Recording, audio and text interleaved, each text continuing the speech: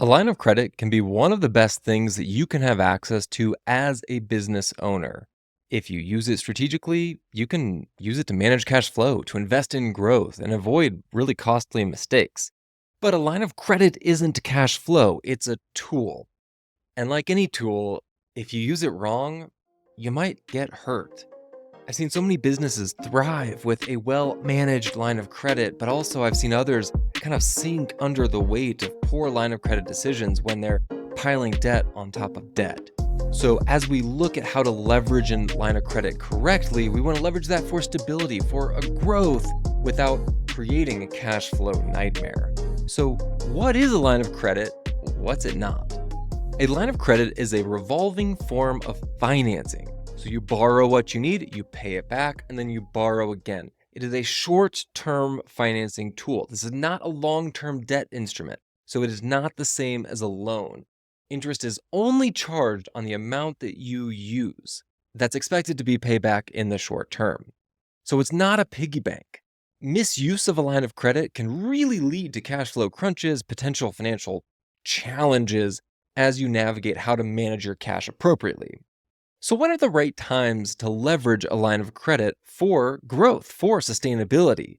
Again, a line of credit is a short term instrument that is often used for working capital needs.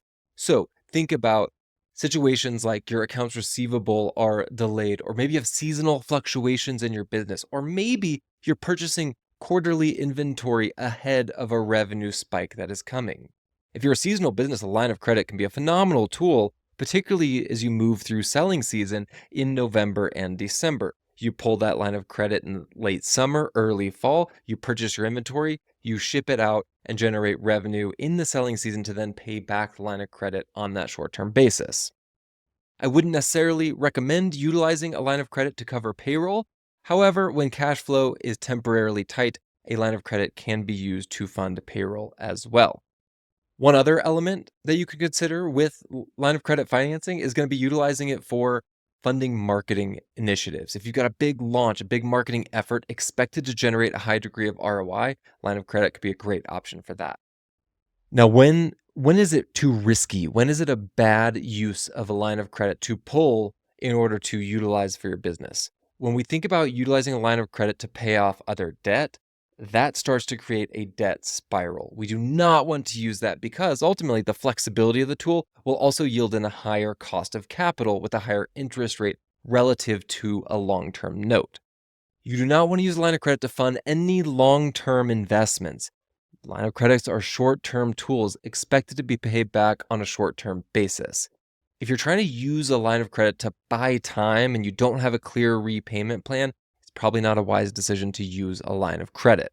If you're just tapping into the line of credit because it's there and it exists and you want to maintain a certain cash balance in your business, okay, but generally I wouldn't recommend taking on debt to displace cash that you already have on hand unless the yield ratio relative to the cost of capital makes sense. However, generally, I would not tap into a line of credit because it is available to you. So how do we manage a line of credit like a CFO? Before pulling out a line of credit, we need to already establish what the repayment plan looks like. If you're going to pull out $100,000, where is that $100,000 going to come from in order for you to pay it back in the short term? We generally do not want to pull more than 50 or 60% of your available line of credit unless absolutely necessary. You want to allow some cushion in there to allow you to have a little bit more flexibility. If you need to pull out more than that to fund working capital and you have a clear path to ROI on that, okay. However, it may be better to look at a longer term debt instrument in order to fund the business if you're constantly relying on greater than 60% of your line of credit. It's generally recommended to keep the line of credit open even if you don't need it. It gives you a great backstop. It's easier to renew your line of credit when it's already in place than to stand up a completely new one. So don't stand up a line of credit, use it for several months, and then close it. Just keep it open. It generally will not create a high degree of cost or expense to you in order to maintain that line of credit being open on a month-to-month basis. You also want to negotiate your terms up front. With any good debt instrument, you want to make sure that you're negotiating your fees with the banker that you're utilizing to fund your line of credit. If you negotiate terms up front, like your interest rates, your repayment flexibility, your fees, that will help you to get better terms, get better cost of capital as you continue to pull on this line over time. Lastly, you just want to monitor your cash flow so that you do not over leverage the business. You want to continually be looking at your current or quick ratio, so your current assets on hand relative to your current liabilities under which a line of credit would fall. And so you want to constantly be looking at that relationship to ensure that you have enough cash on hand to repay that obligation in the short term. Take a look at your cash flow, your ROI on sales and marketing spend, as that will dictate your ability to pay back that debt instrument. Key terms to think about and negotiate before signing, like I mentioned, interest rate and draw fees. There are fixed and there are variable rates. Understand the difference between those two. What are the collateral requirements for your line of credit? Is this a line of credit that's secured by your assets, maybe by your revenue? Understand the key collateralization if you were to default on loan payments. What are the repayment terms? Is this a revolving line of credit or are there fixed payback periods? And then lastly, does the bank require any bank covenants in order to carry a line of credit with them? So do they require you to maintain a certain cash balance, a certain liquidity ratio in your business?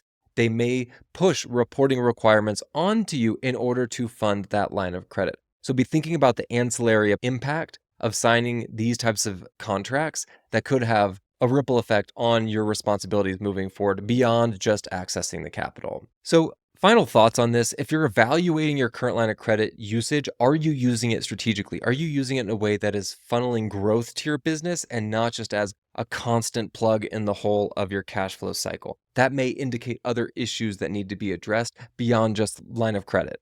If you don't have a line of credit, considering setting up one, because if your business is in a financially strong position, you will get better terms on a line of credit, and it is always helpful to have it as a backstop in the event that market conditions or perhaps your revenue rhythms or business circumstances change and you require an infusion of cash on a quick basis. One other quick action item here is review your line of credit agreement, check for those hidden fees, check for the restrictions, see if you can renegotiate those if you need to. Ultimately, the bank will be incentivized to keep that instrument open and accessible to you. So have that conversation with your banker today. Make sure that you have access to capital and you are using it strategically to grow and create a more sustainable business.